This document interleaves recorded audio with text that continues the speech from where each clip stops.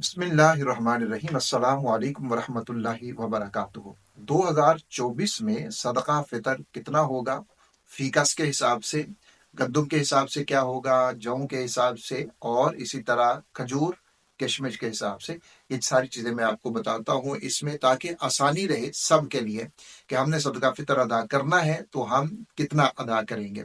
और इसके साथ साथ मैं ये भी बता दूं कि रोजों का फिदिया जिन लोगों के ऊपर होता है, यानी जो मरीज हैं बहुत ज्यादा, जिनके तंदुरुस्त होने की कोई उम्मीद नहीं है, या वो बिल्कुल बूढ़े हैं, जिनके जो रोजा नहीं रख सकते, इतने ज्यादा कमजोर हैं कि वो रोजा रख ही नहीं सकते, या कोई ऐसे दायमी मर्ज का शिकार हैं कि जो रोजा बिल्कुल भी नहीं रख सकते, वो रोजे का फिदिया अदा करेंगे। तो वो भी मैं आपको बता दूंगा कि एक महीने का रोजों का फिदिया कितना बनता है और किस हिसाब से बनता है। जो सदका फितर है ये हर मर्द औरत के ऊपर तकरीबन वाजिब हो जाता है, क्योंकि इसमें ज़कात की तरह निसाब नहीं होता कि इसके ऊपर साल गुजरना ज़रूरी है, और फिर इसके अंदर वो शराइत भी नहीं है जो ज़कात की हैं। इसके अंदर हर वो जायद सामान जो आपकी ज़रूरत से जायद है उसको गिना जाएगा, और फिर तकरीबन हर बंदा 52.5 तोला चांदी के निसाब को पहुंच ही जाता है।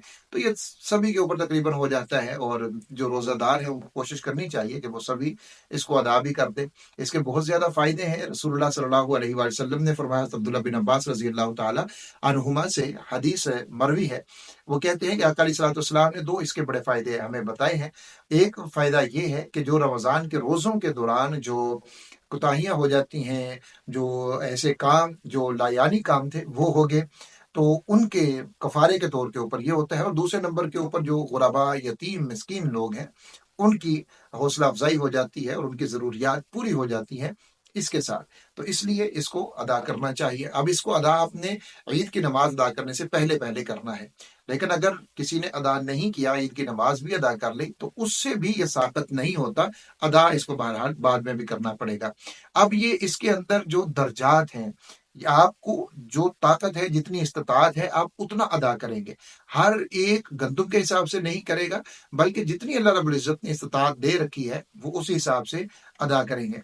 आप अगर गंदुम के हिसाब से इसको अदा करना चाहें तो तकरीबन एहतियातन 2 किलो गंदुम, उसका रेट तकरीबन 300 रुपए किलो है, ये फीकस के हिसाब से होगा।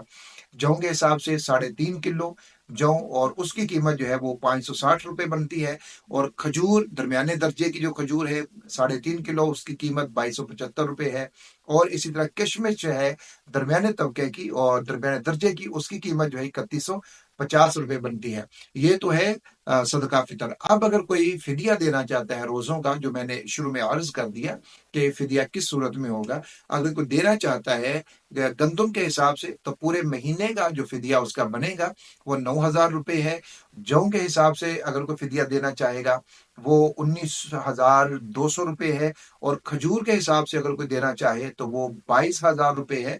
और अगर किशमिश के हिसाब से कोई फिदिया देना चाहे रोजों का, पूरे महीने का, एक रोजे का नहीं, ये मैं पूरे महीने का फिदिये का बता रहा हूँ, पूरे महीने का अगर कोई फिदिया देना चाहे तो वो 96,000 रुपए है।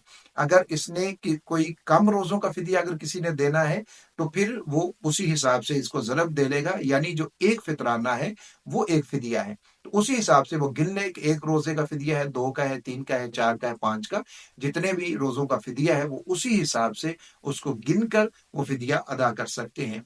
अल्लाह रब्बुल इज्जत तमाम के रोजों को, इबादत को और सदका व खैरात को, माली इबादत, बदनी इबादत को कबूल फरमाए, और अल्लाह रब्बुल इज्जत सब के घरों में खैर वाफियत और बरकत और रहमतों का नुज़ुल फरमाए। आमीन या रब्बल आलमीन। मुझे भी अपनी दुआओं के अंदर जरूर याद रखिएगा।